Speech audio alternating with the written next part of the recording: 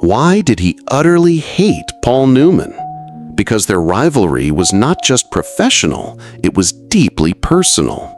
The tension between the two wasn't born from a single incident, but from years of clashing personalities, diverging values, and the inevitable comparisons Hollywood loved to make.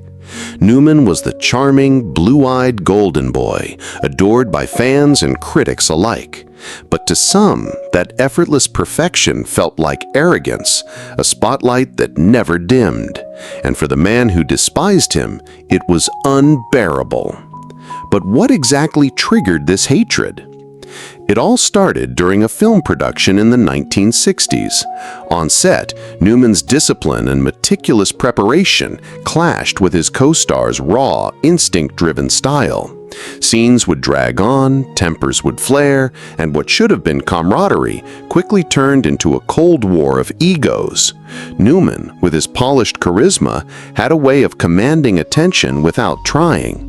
For his rival, it felt like being overshadowed at every turn, a humiliation too bitter to swallow. Was it only about acting styles? Not entirely. Off-screen, the differences became even sharper. Newman was famously philanthropic, pouring his earnings into charity and social causes. While many praised him for it, others saw it as self-righteous grandstanding. His co-star viewed it as Newman playing the saint, feeding into his flawless public image, while behind closed doors, he was just another flawed man. That hypocrisy, or what seemed like hypocrisy, was another source of growing resentment. Did jealousy play a role in this feud? Absolutely.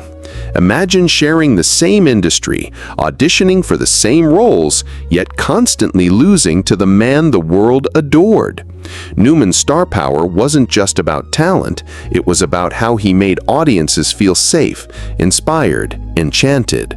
His rival, no matter how skilled, carried a darker energy, and Hollywood wasn't always kind to that. Each box office success Newman had, each award he lifted, each headline praising his smile, it all cut deeper into an already festering wound. Was Newman aware of this hatred? Yes, and it pained him. Newman was not a man who thrived on conflict. He once admitted in a quiet conversation that he never understood why certain colleagues carried so much resentment toward him. To Newman, he was simply doing his job, living his life, trying to balance fame with integrity. But to those who hated him, his humility only sharpened the sting. It was almost as if Newman's decency mocked their bitterness. Did they ever reconcile? Sadly, no. Time passed, careers shifted, but the bitterness never fully dissolved. There were brief moments when they crossed paths at industry events, offering stiff smiles and hollow greetings, but the wounds ran too deep. When Newman passed away in 2008, his rival remained silent, not a single word of tribute offered. Sometimes silence is louder than words, and in this case it spoke volumes about a hatred that never softened. Why does this story still matter today? Because it reminds us that even legends carry scars. Hollywood often paints its icons in black and white, heroes and villains, saints and sinners. But the truth is more complicated. Paul Newman was loved by millions, yet even he had enemies who saw not the man, but the shadow he cast on their lives.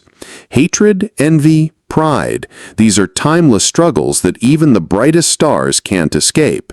And maybe, in the end, this feud tells us more about the fragility of the human heart than it does about Paul Newman himself.